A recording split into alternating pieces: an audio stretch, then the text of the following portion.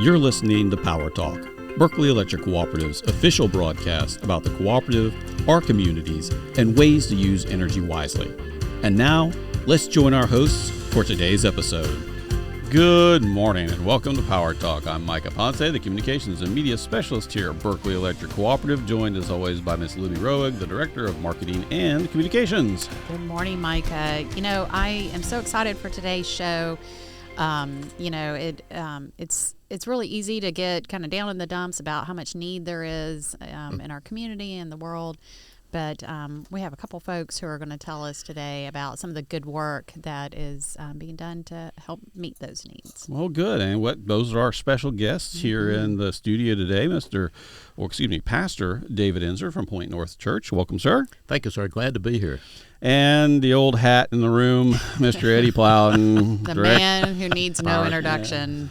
Power talker. Yeah, Power Talker, alumni extraordinaire, the Director of Energy Services here at Berkeley Electric Cooperative. Welcome back yet again, sir. Thank you. Glad to be here. We need to start putting like energy. Notches on your mug for how many times you've been on the show. Well, I want to help members as much as we can. So let's talk some energy. Yeah. We will. But first, we have a tradition. When we have somebody new on the show, we have to present them with their own ceremonial Power Talk mug. Fantastic. Thank you. It's a hot item at Goodwill. Good enough. You're an official Power Talker. Yes, you are. And the other part of our little tradition is to have our new guests introduce themselves to our audience, tell us a little bit about yourself and, a little bit of background and how you ended up here with us today. Very good. Well, to say I came down 52 is probably not what you're asking for, right? Probably a little bit more backstory than that. A little bit more than that. Well, I'm David Enzer. Been in Berkeley County now for over 40 years. Came here out of school. Went to Georgia Tech. Don't hold that against me. Ramblin' Wreck. Exactly. And actually went to work for Santee Cooper. Okay. Worked there for almost 30 years. Enjoyed that career. I left there, took a little bit early retirement to go to our church. I'm on staff at Pointe North Church. I'm supposed to be part-time there. My wife says part-time on a good week means about 40 hours. Been there 14 years, I guess, and have thoroughly enjoyed that part of the career as well. Just before I left Santee Cooper, we started, our senior pastor at that time had a vision to go out and help people in the community. We didn't need to be just a church where people came on Sunday. We needed to be out in the community, ministering to people in the community. And so through that, we started Hope Repair. And we call it Hope Repair specifically because it's actually home repair, but we call it Hope Repair because we want to give people some hope. Because so many times you see individuals that have, for whatever reasons, a multitude of reasons, they are down and really feel beaten down sometimes and don't feel like they have a way to get back up. And so, people oftentimes say somebody should pull themselves up by their own bootstraps. But when they don't have straps on those boots, it is tough to get back up. Yeah. And so we started that. We started in 2009, repaired 12 homes in 2009. And through that process, it has grown dramatically to the point that last year we repaired 160 homes in Berkeley County. And as of yesterday, we had gone over 1,600 homes in Berkeley County that we have touched in some way. And it could be minor. It could be, changing a window out for someone so that the cold air doesn't come in, the hot air doesn't come in the summertime. Or it could be something fairly major. We don't get into total remodels of somebody's home, but we built a tremendous number of wheelchair ramps, for instance. I don't have last year's numbers in total, but in 2024, we built 67 wheelchair ramps for people. Yeah. And that was about half the total projects that year. We're already on the books for, I guess, about 8 ramps for February coming up. So that's my background. To put it in perspective, I'll say this, and then we'll move on to something else. But the 1,600 homes that we have repaired represents, if you look at the city of Moncks Corner, it would be equivalent to repairing 1 in every 4 homes in the city of Moncks Corner. Now, of course, we don't stay just in Moncks Corner. We're throughout Berkeley County. but still, it puts it in perspective, the impact that our volunteers have had reaching out and touching people in Berkeley County. Right, right. You know, Micah lives in an older home, and I swear it's maybe once a week he's got a new problem with his house.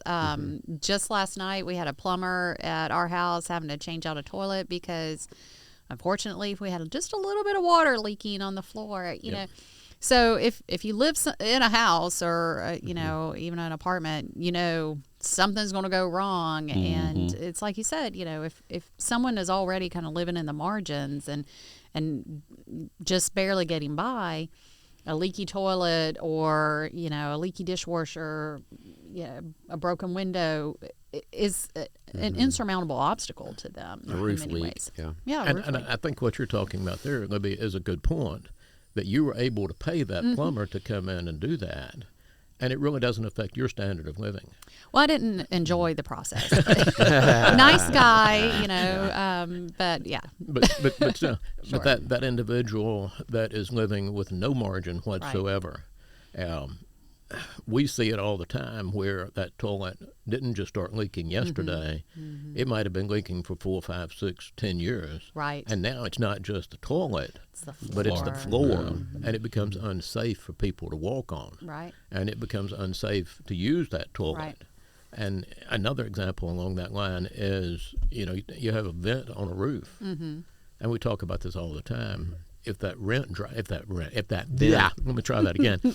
If that vent dry rots and you get a little leak there, you can go to the local hardware store and get a new vent, a boot for that, and it's a few dollars, $5 or $10 to do that, and you can fix it then, and that's all there is to it. But if you don't know, Right. and that continues to leak, then it becomes a roof issue, and then it becomes a ceiling issue, and then it becomes a wall issue. And we've seen cases where a $5 boot on a roof has impacted the roof, the wall, the ceiling, and the floor. Over time, that's what happens. And when people don't know and don't have the resources to, maybe they can't repair that, but Right. to pay somebody to fix that, what was a minor problem becomes a major issue, and we see that all the time. Right. Yeah. So do you guys have a set schedule of when you work? Is it, you know, on Saturdays or Good question. The answer to that is yes, with a small asterisk to that. Sort of like the part-time thing. Yeah. Exactly, Mike. We work the second Saturday of every month. Okay. So if somebody wants to put it on their calendar, and this is the plug, we need people. We need people to come help us do this because we're driven by volunteers. I'm on staff at the church, and I have a senior project manager, but beyond that, everybody is a volunteer. And so we need people to come help us. But it's the second Saturday of every month, so our next work day will be February the 14th, Valentine's Day. There you go. Yeah. But what a great way to have Valentine's Day. You can come work for a few hours. We don't want people working all day. We want people to come. We feed them breakfast. We have a team that comes in and cooks breakfast for everybody. A good Southern breakfast of, you know, scrambled eggs and maybe pancakes and fried bologna for me. And grits. Grits, of course. Of course. Yeah. If you say Southern and breakfast, you have to have grits in there, right? So they feed us breakfast, and then we send teams out to work, and they're all volunteers. And part of what's so amazing about it is these volunteers don't know the people they're working for, but they go out and work anyway. Yeah. And they do that, and we want people to be through, our volunteers to be through by noon or a few minutes thereafter. So it's not an all-day affair. We say, come when you can, leave when you have to. And people ask all the time, do I have to know construction? Well, I'll ask Eddie because I've known him for a longer period of time. Eddie, can you spell hammer? Oh, yes. You yes. can. Okay. I can spell it. You're qualified to come help. I can even bring a hammer. You can bring a hammer. Hey, we'll put you in charge. That's right. Yeah, I know Eddie is very handy. So. But we don't need that. We need people. We have project managers that run the sites that know what to do. And so we just need folks to come help us with that. And toward the end, we'll give you our phone number and our email so that people could sign up if they wanted to. But we desperately need people to come help. Well, I mean, we've talked about kind of the why it's important to have Hope Repair and the impact it's making, but the volunteers, I've got to think, if you're starting the day with a nice hearty breakfast and spending a half day with a group of like-minded volunteers, it's got to be just such a wonderful fellowship opportunity to just be around good people and for a good cause. Oh, it is. And I have never, and this is scriptural, I have never heard anybody tell me, I feel like I got, that I gave more than I got. Mm-hmm. Everybody says, I don't feel like I did a whole lot, but boy, did I get blessed in the process. Mm-hmm. I've got a gentleman that's a friend of mine, and his health doesn't allow him to help us now, but he was in his mid-70s, Mm-hmm. and I asked him, I felt bad about it, I asked him in front of a group one time, what does Hope Repair mean to you? And he started to cry. Oh. And I apologized to him later for that. And he said, no, please don't. He said, what he said was, for the first time in my life, I feel like I've been doing something that's meaningful. Mm-hmm. And he had a good wow. career. Yeah. But he said, for the first time, I've done something that I feel like is meaningful. Mm-hmm. So that's what happens. Mm-hmm. That's what happens. When you meet somebody that, through no fault of their own, maybe they've been in an accident and paralyzed, maybe they've had diabetes and had a leg amputated, and they can't get out of their house. Mm-hmm. We've built ramps for people where we built one just recently, and this lady said, that's the first time I've been out of my house in 4 months. Oh, man. So, when you do that and get to talk to those folks, those individuals, those community members, our friends and families around us, and see the impact that goes on, you can't help but get blessed in that process. Right. So, anyway. So it's what, 3-5 hours out of your day, but it is opening a whole new world for somebody who's housebound and they can't get out because they don't have a wheelchair ramp. Oh, exactly. When they're missing dialysis treatments, when they're missing doctor's appointments, in case there was a fire. Oh, yeah. In fact, we try to put smoke detectors up in all the homes we go to. And I had a lady call my wife several years ago now, and she said, Miss Peggy, thank you for your smoke detector, because the curtain behind my dryer caught on fire last night, and if it hadn't been for your smoke detector, I wouldn't be here today. Oh, goodness. And if that doesn't, it's hard for me to tell that story without tearing up. And you think installing a smoke detector is a small thing, and for us it is. But that was life-changing for her. Yeah. And we had done other things on that home. But just before we left, one of the ladies said, hey, well, y'all clean up the tools? No, I'm going to install this smoke detector. And you don't think about that. We don't think about that. Right. But for so many people, it's a big deal. And I mean, speaking of smoke detectors, I mean, and it sort of brings up a recent experience that I had, because we just reinstalled some in our home, and it was because there was an electrical issue that ended up happening in our bathroom area, and we realized our smoke detectors were out of date, weren't working, and everything else like that. But you were talking about the way things pile up, and I mean it is amazing, especially when you have home ownership house. They cluster. One item sort of leads to another, because the electrical issue turned out to be that I had a leak in my toilet that I had already paid somebody a couple of months previous to do some work on the toilet. So I don't know what happened there. Maybe the seal got cracked or something in the meantime. But that water was running along the base of the house and running across the wires, and ended up causing those to short. So ended up having to pay for the toilet repair twice and an electrical on top of that, and then smoke detectors on top of that. In the space of like a couple of months, like you said, that's a lot of money for anybody to have to come out of pocket, especially if it's something that you're not expecting. And like I said, we try to keep up with home ownership, but had the toilet fixed, but it caused another problem that we were not even aware of, that led to even more problems. And projects do this. You're right. Yeah, they cluster. At least come in threes. I mean, that seems to be the rule of three is what we find. And you've been talking about some of the folks that have been impacted by Hope Repair. Is there a person or a family that really sort of comes to mind as representing the why of the mission? Mike, I thought this show was 30 minutes. Can we get lunch catered in? We'll have a part 2. Part 2. We'll need part 2, part 3, part 4.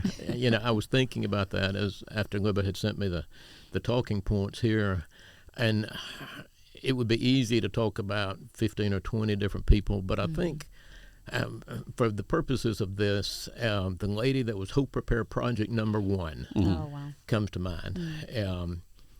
I get laughed at because I say, so many of our folks are just sweet, sweet old ladies, and for me to say old means they're ancient. It's all relative. Old gets relative. older. That's exactly right.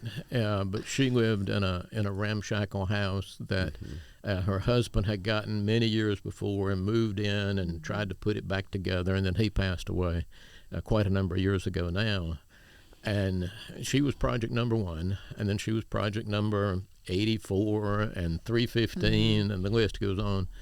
I can't tell you how many times we have actually worked on her home. She is the one person who I still remember her phone number. I have her phone number memorized. And that's special these days. Yeah. And it's a home phone, and in fact, I tried to call her yesterday to check up on her and didn't get in touch. But, we repaired some things on her roof, and then we repaired some things on her roof, and then we repaired some things on her roof, and fixed her living room floor because the only thing holding that floor up was the carpet. Then we built her a wheelchair ramp, and we repaired some doors for her. And over the course of the last 16 years or so, I can't tell you how many. I mean, I could tell you if I went back and searched our database, but I can't tell you right now exactly how many times that we have worked on her home so that she would be able to stay there, because her goal was to stay there for as long as she physically could. And that's what it's about. It is so that individual, because if we hadn't fixed her roof, it would probably be just a pile of rubble on the ground now, and nobody could live there. So the one that comes to mind is this lady. Remains anonymous, but she was Hope Repair number 1. So that's nice. And just kind of circling back to your purpose driven, and with the Hope Repairs, and with our team, what we do with high bills and trying to help our members with high bills, we it's very difficult helping a member that have a super high bill. We actually contact folks that do have a high bill, and we try to help them get it resolved. So we have a purpose-driven in our team, and really enjoy helping members lowering their energy use, their energy burden, their costs, in the home. We have the own bill financing where we finance members, but what we talk about today is really the Google grant and the $250,000 that Google, who has been a member of Berkeley Electric Cooperative for right at 20 years now, and does efforts within the community. They're very focused on trying to help out with this area of the low income member, and trying to weatherize and lower the energy burden of our lower income population. So we're very blessed to be able to have this partnership with Google and the being able to help homes. I think with the grant we did this year, almost 50 homes we were able to touch and do repairs and improve those. So it's been a blessing for the journey. Partnering with Hope Repair on this effort. And Eddie, I'm so glad you brought that up, because in years past, from a financial perspective, we were not able as Hope Repair to be able to go in and do what we're able to do now because of what y'all have done with Google. And I think a co-op or a utility, but I think of Berkeley Co-op in particular, you're one of the few businesses that actively wants people to buy less of what you produce, what you have out there. It sounds like he's on staff. Yeah, that's right. It's true. Yeah. So, it's true. A wise use of energy. We don't want to, exactly be an energy burden to members. And through this grant and being able to partner with y'all, there's 50 families that woke up this morning to a warm home that wouldn't have because. The 4 of us sitting here, we got up and, our thermostat was set at a number, and the house was at that number. Okay, three out. 75% of us. Old breezy house. 3 out of 4. Yeah, so. Have you thought about applying? Got a few issues with the house too. With the house too, yeah. Because if you have a house, you have a project or 2 or 10. Absolutely.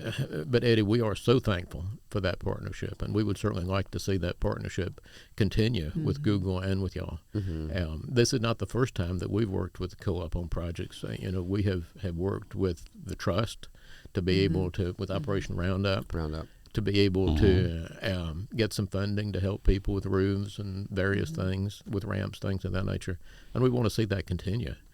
because I really believe in a lot of ways what the co-op wants and what Hope Repair wants are like-minded. Absolutely. It is, because really what y'all are trying to do and what we're trying to do is improve the quality of life for people here. Yeah.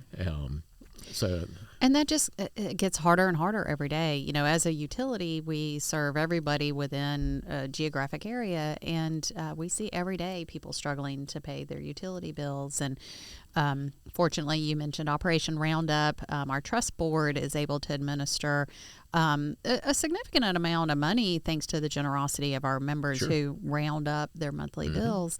And that is for critical home repairs, similar to what Hope Repair is doing, you know, roofs, flooring, HVAC, that sort of thing.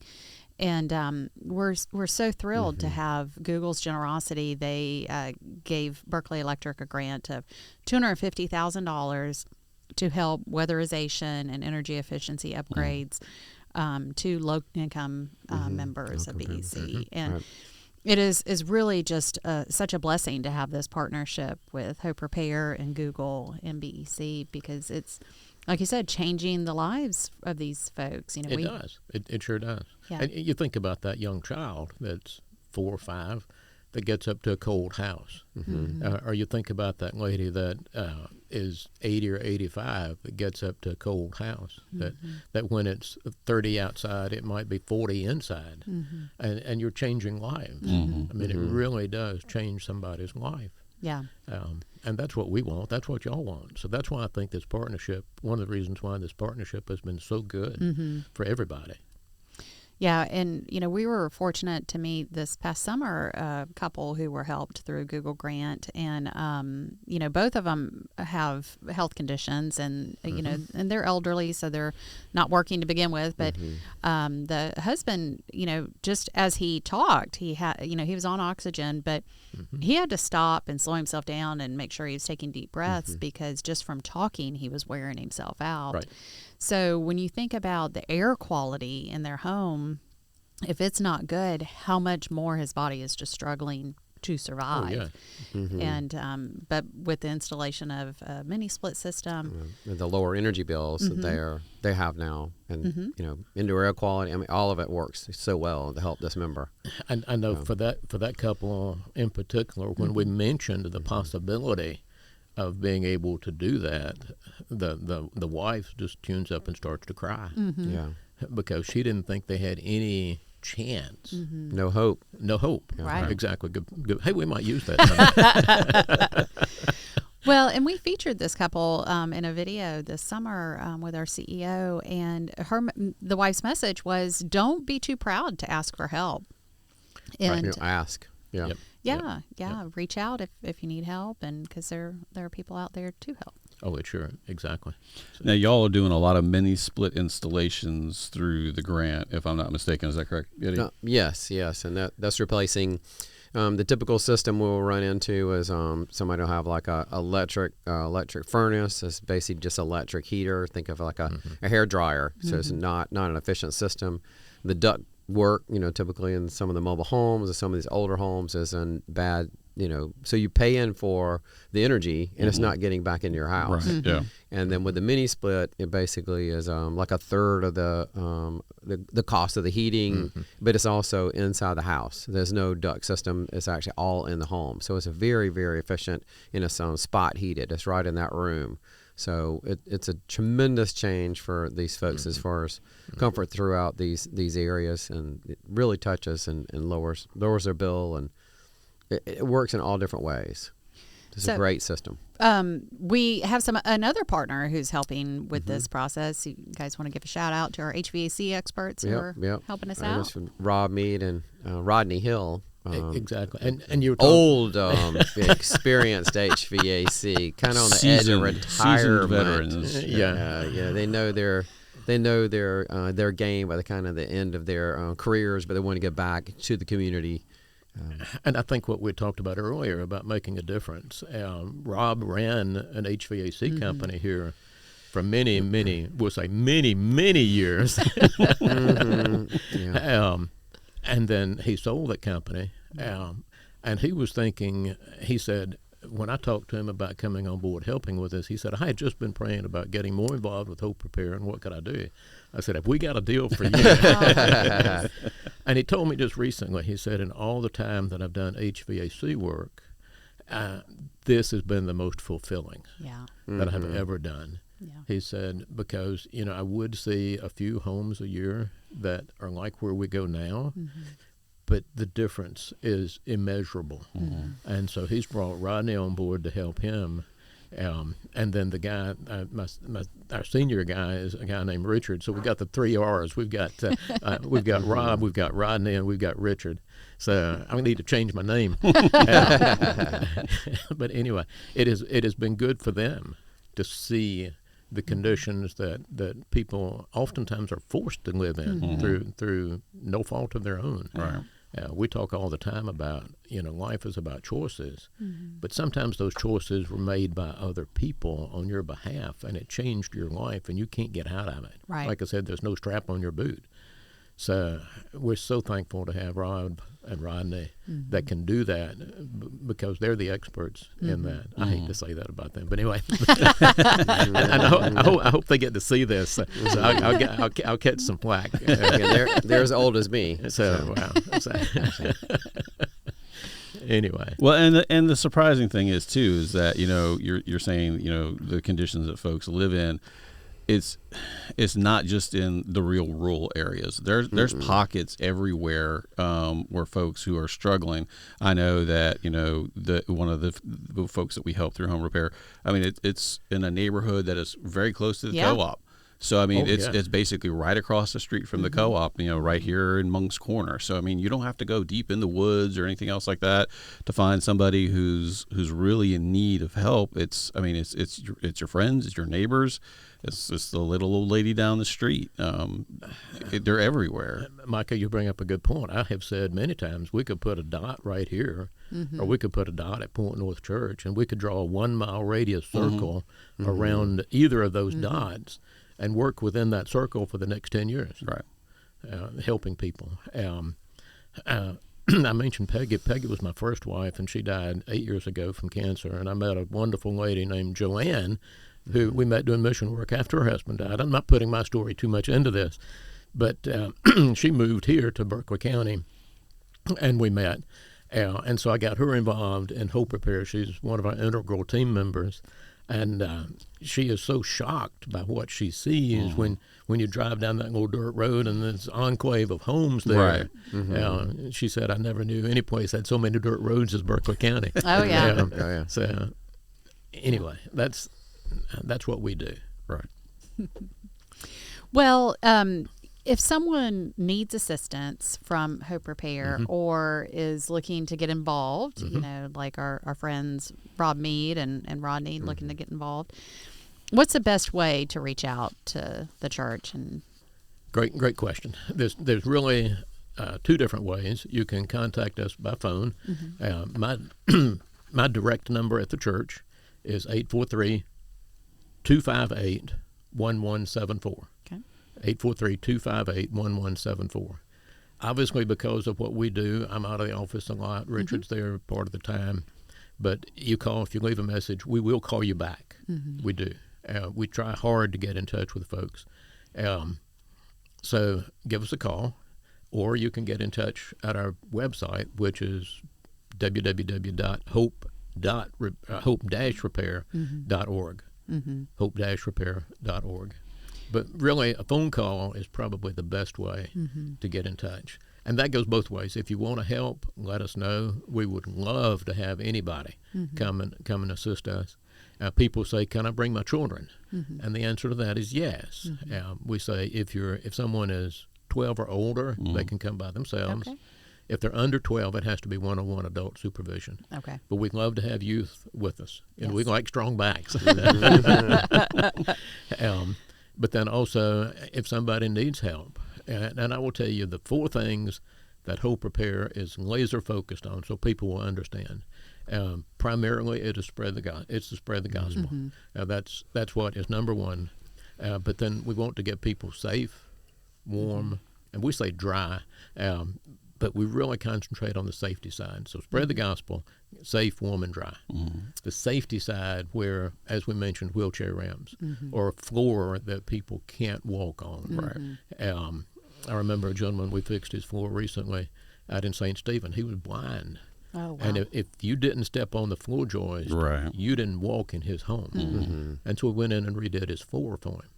Wow. It took a few hours, but it changed his life. Yeah. It does. Now, also, we don't do cosmetic work. If somebody says, will you paint my home? The answer is no. Right. We'll give you some paint. You and some friends can get together and have a painting party. Will you change the carpet? No. But if the floor is falling in underneath that carpet, that's where we get involved. Yeah. So phone number, email, either way. Well, we certainly appreciate everything that y'all are doing, to help our communities, along with Google and the energy services team. So, folks, that's going to do it for another edition of Power Talk. Thank you for tuning in. This is the official broadcast of your electric cooperative. You can catch up on past episodes on streaming platforms like Spotify, Apple, and iHeartRadio. And as always, get a behind-the-scenes look on Berkeley Electric's YouTube channel. So until next time, this is Power Talk, signing off.